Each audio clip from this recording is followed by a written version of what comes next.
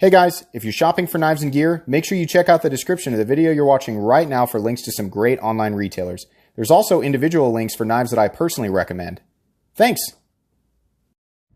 What's going on YouTube? Metal Complex here, and today I want to talk about a question that I think a lot of new people might have as they stumble into this very confusing knife world. What is so great about titanium? What is the deal with titanium? Why does that seem to be such a major thing in the knife world? I mean, in a way, I think people kind of baseline understand, titanium is, well, at least from my perspective, coming into this knife world, not really knowing anything about titanium other than it's supposed to be really strong and it sounds cool. Titanium, right? Yeah. It sounds cool. Must be great, right? There's a lot of interesting factors. I'm going to go over this in a pretty simple way. If you don't know, I like to cater to new people because I remember being new. I remember dealing with elitists and people not explaining things in a way that made sense. And I really stumbled through a lot of this stuff. So I'm going to, use my experience as a way to kind of make things a little bit simpler to new people. For those of you who are way more intelligent than me, coming and watching this video and hoping to get a comprehensive breakdown of titanium and the grade that is used on knives and get, all the composition, all this technical stuff, you're not going to get that from this video. You can go ahead and skip on to the next video. This is going to be very simple. I've got some eye candy laid out on purpose to make it entertaining, and then I'm going to talk about a few simple benefits, some pros and cons, things like that. That's what this is going to be. Thank you so much to my generous patrons who are supporting me right now. If you'd like to get your hands on some cool stickers and some other exclusive benefits and perks, there is, of course, a link right down in the description. You're supporting me in the world to me. And please follow me on Instagram at metal_complex. If any of these knives are available, I will link them down below. But let me tell you guys, a lot of these are just not available. I'm sorry about that. Yeah, if you want to take a look at some of these, this guy, this guy, this guy, this guy, this guy. Those are all available. I think versions of this, right? Some of these are just not available. All right, so titanium. What's the deal with it? Well, first off, I don't think titanium is overly difficult or dangerous to machine. When I throw the word dangerous in there, is because materials like zirconium, for example, throw a lot of sparks in a shop, and that can be a little bit dangerous to work with. Some materials like really, really hard steel, we're talking about steel that's, or the composition of steel that is difficult to grind. There's an example of something that might be difficult to machine, but titanium, itself apparently is not super duper difficult to machine. And specifically the grade that we see in the knife world, 99% of the time is grade 5 US titanium or 6Al4V, which is apparently the equivalent to grade 2 Chinese titanium, which is TC4. For anybody who is curious about that, those are the same. I have heard of companies like Crusader Forge using, I think it's grade 6 or some weird, it's like GR8 or GR4, some weird grade of titanium that's supposed to be maybe a little bit stronger. The grade of titanium that we see in the knife world, 6Al4V, is a type of titanium that's used in it's aircraft grade titanium, or it's actually infused with aluminum, which is the Al in there. And the idea there is to balance out the strength to weight ratio there, so that the strength of the titanium and the weight of it is great. That's a big perk with titanium, is that you get this all metal construction, which is really durable, but it's also lightweight versus knives that are steel in construction. If you take a look at some less expensive frame locks, they tend to be steel, and they're very strong. Steel is very, very strong, but it weighs way more. If you can get, similar strength out of or similar resilience or durability out of your, material, and drastically reduce the weight, then there's a huge benefit there. Now, in terms of, when I say durability, the truth is here, guys, is that materials like G10 or you're looking at like Grivory or the FRNs, right? Materials like that, or even your aluminum stuff. Let me get out a knife that's got some aluminum on it. The truth is that the difference in potential durability between your all carbon fiber construction, your G10, your FRN, your aluminum based knives, and your titanium knives, it's pretty trivial. I used to think that having a full titanium knife meant that it was indestructible and vastly superior to knives that were made with different materials. No, a lot of the durability of the knife comes in the construction of it, all the little parts and how they hold together, the pivot, the standoffs, right? How the parts interact with each other, right? The dimensions of things. There's so much more that goes into the durability of it than just what it is made out of. Now, obviously, if you made a knife out of tin foil, it's not going to be nearly as durable. But, I mean, yeah, just so we're clear, the main draw to it is that titanium, I think, it sounds exotic. It sounds interesting. You can't really go to Walmart and expect to see a titanium. People, whenever I tell people who aren't knife people, I'm like, this is made out of titanium. Oh, titanium. Oh, wow. Oh, that must be special. It's really not that big of a deal, truthfully. You can get, nowadays you can get full titanium construction knives for around $100, sometimes less than that, right? And usually they're foreign made. But the idea there is that titanium is, general idea is strength to weight ratio is really, really good versus other materials that are used in the knife world. It is fairly easy to machine. And people like how it sounds. Now, further benefits beyond that is obviously, titanium can be finished in a lot of different ways. We've got a little bit of a tumbling and some texturing going on here. They machined some of that in here. This is more of a bead blasted finish. Same thing with this guy. The Marfion MSG has been finished sort of like this rough, I think they call this apocalyptic, kind of looks like rough concrete. It can be, in the case of the Koenig Arias, can be easily polished. Now, I say easily. There's actually quite a bit of work that goes into it. Another really, really cool factor here is that titanium can be anodized. And I'm not going to go into the science of that because I'm not a professional at all.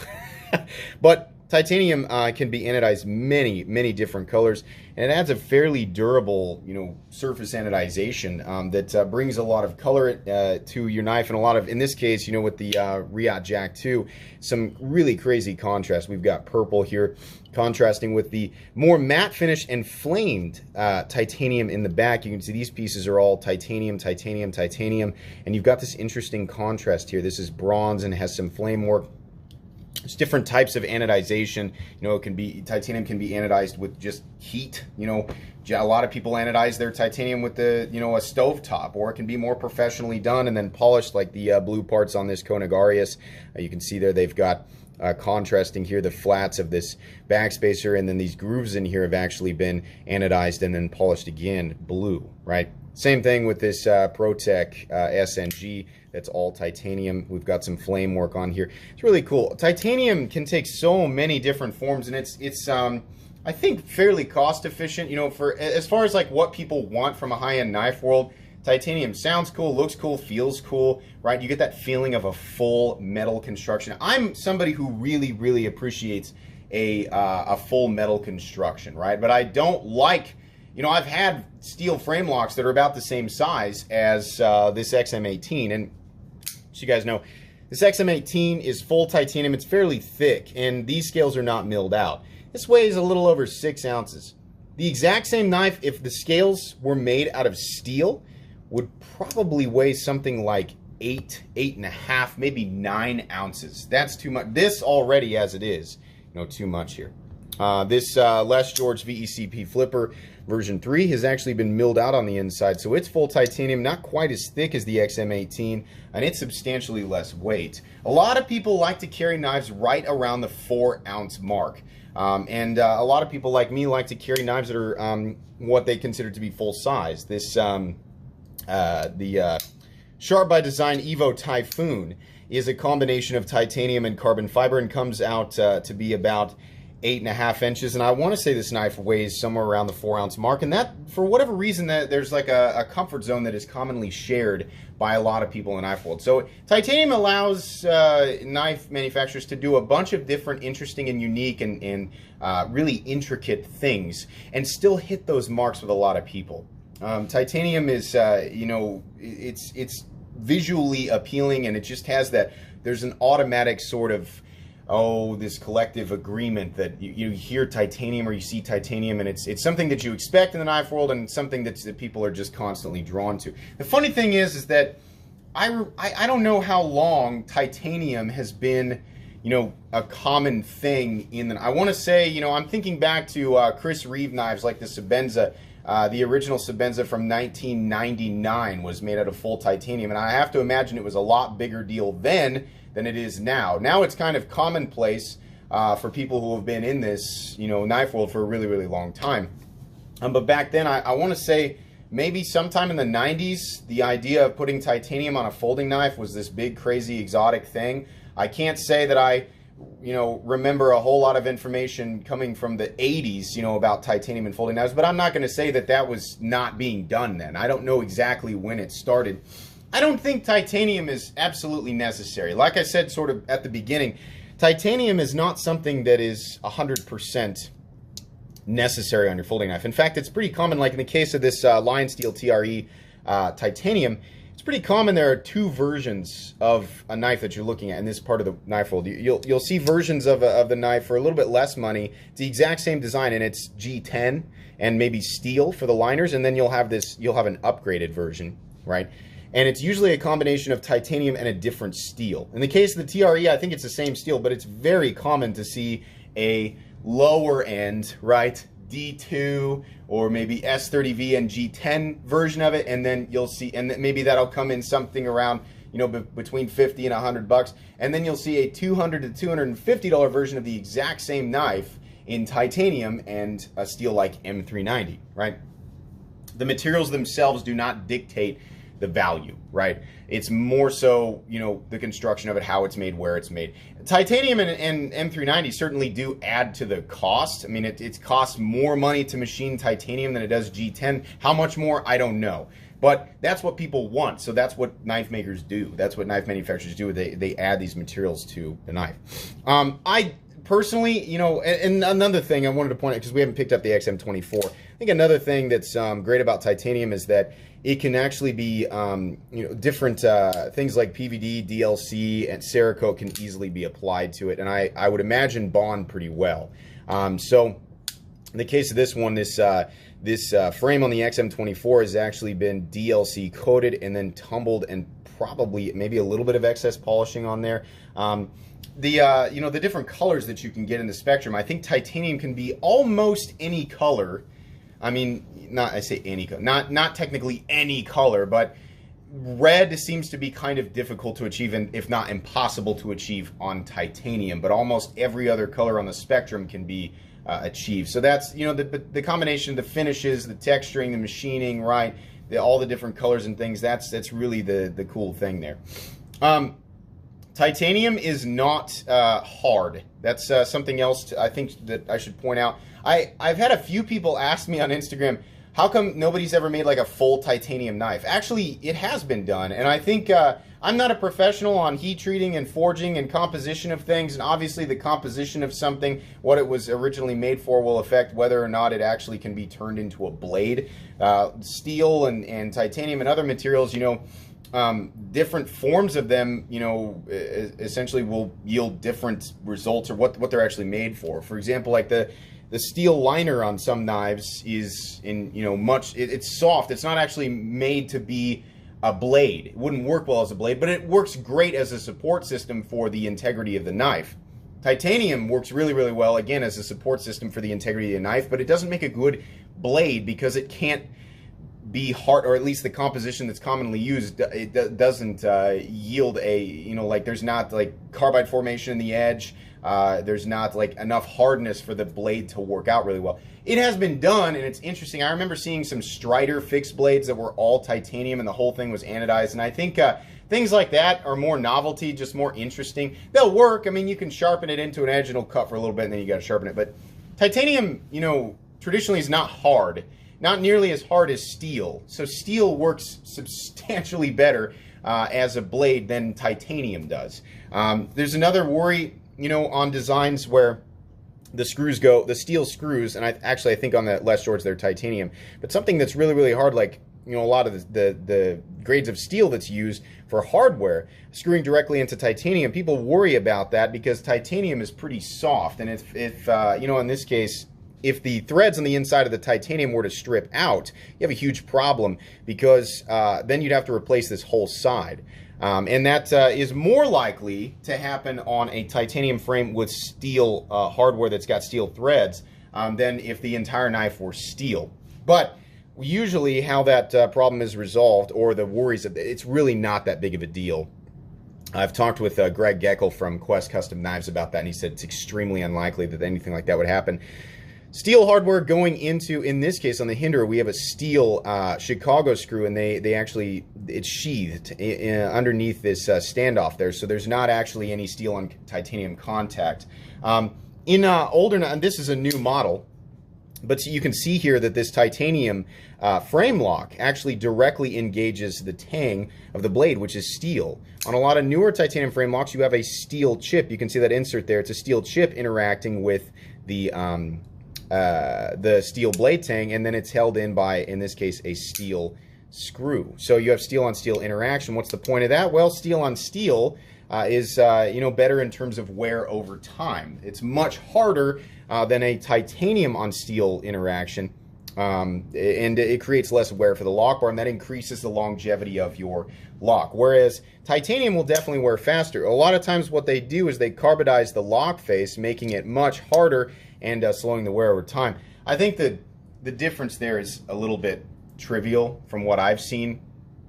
You can take a look at old Sebenzas, which are carbonized titanium lock faces against a steel blade tang, and it's pretty rare to see one that is worn all the way over and is actually starting to rock, or starting to have issues with lockup. It's pretty rare. The benefit with titanium on steel is that because it kind of continuously squishes together, because the titanium is a little bit softer, a lot of people will tell you that that actually creates, it's like a work hardening effect, where the titanium it'll actually cause the knife to lock up harder and harder and harder over time, and in the best case scenario without stickiness, which is the titanium sticking to the, if you have a hard time pushing it over and it's getting stuck, if the work hardened effect, happens correctly over time, then you just get harder and harder and harder lockup. Whereas steel won't wear as fast, but it might be a little bit more slippery. Those are things that are potential, pros and cons of both, but most of the time everything's just going to lock up correctly. It's usually a case of you get what you pay for. You pay more money for a super high quality knife, and it's probably going to function super well either way. The other main benefit of titanium is that it is almost completely impervious to corrosion. I'm not going to say it's totally, I think you can look up pictures of titanium, different grades of titanium that have been like at the bottom of the ocean for a really long time, and they do form a type of surface corrosion. In the knife world with this 6AL4V stuff, the titanium components of the knife are pretty much never going to form any type of surface corrosion. That's another gigantic benefit, especially for people who work in areas where corrosion might be a problem. If you work, for example, in around the ocean or in the ocean, a blade steel composition like LC200N and then a full titanium construction, or a lot of times it's like if you look at Spyderco's line, it's just FRN. That stuff is synthetic material that's not gonna corrode because it's plastic, right? And then a lot of the hardware is either coated or in some cases is actually made out of LC200N. I think Quiet Carry does a lot of, like, they do their liner lock or their sub frame lock is actually LC200N, and then the blade is Vanex Super Clean, and the titanium handle, all of that stuff in combination, it yields a blade that is essentially impervious to corrosion. So that's really, really cool. That's another major benefit. Another drawback to titanium, though, is even when titanium is textured, it tends to be a little bit slippery. So your hands can easily, like with the XM18, a lot of what keeps me held onto it are the ergonomic lines, right? Let's take the Les Shores VECP, for example. The entire surface is very smooth, very slippery. While it does have a nice lock-in position here for the index finger, and that's mainly what's going to hold me into it. If I was really going to take this knife out and use it for what it was intended to be used for, which is hard use, my hands are going to be slippery, sweaty, right? And it's more likely that I'm going to drop something like this than, let's say, the textured G10 handle on the Spyderco PM2. Titanium also transfers heat and cold, right? So if it's really, really cold outside and you're using a knife like this to work with your bare hands, it's going to get super cold really, really fast. And if you're working in a lot of heat, like if you leave a titanium knife up on the dash of your truck or your car out in the sun all day and you pick it up, it's going to be super, super hot, right? For the most part, it's just a material that people really like to see on their knives. It gives them a feeling of luxury, of high quality, right? And because it's a lot of people consider the material to be exotic in and of itself, which it isn't. It's a commonly used material in many different areas of the world for many different things. It's got a million different applications depending on what grade it is. It just gives us this feeling of like, yeah, I got something cool, I got something high quality, right? That's what it is. That's my perspective on this, why people go nuts for it. Am I happy that it exists in the knife world? Yes. Do I expect it to exist in the knife world for a lot? I expect it to exist forever. For the foreseeable future, we will continue to see titanium being the primary ingredient, so to speak, for these high-end knives. I think that's really all the information that I can give. 20 minutes is kind of like where I like to cut a lot of this stuff off. I hope some people gain something. Like I said, this is mainly going to be for new people looking for some baseline information on titanium and what the deal of it is. For a lot of my subscribers, a lot of my viewers, right, you probably didn't get anything super informative out of this, but I hope at the very least you were mildly entertained. Like I said, many of these knives, you'll be able to pick them up and different variants of them right down in the description, so feel free to check those out. If you use my links, it absolutely does benefit my channel. Don't forget to follow me on Instagram at metal_complex. If you enjoyed this video, please leave a like. If you'd like to check out my other content, I do, of course, have lots of videos of knives that are either expensive or inexpensive that I do or don't like, so check those out. And if you enjoy all my content, go ahead and click on that Metal Complex logo right there and subscribe, because there's definitely more coming. Thanks again for watching, everybody, and have a great day.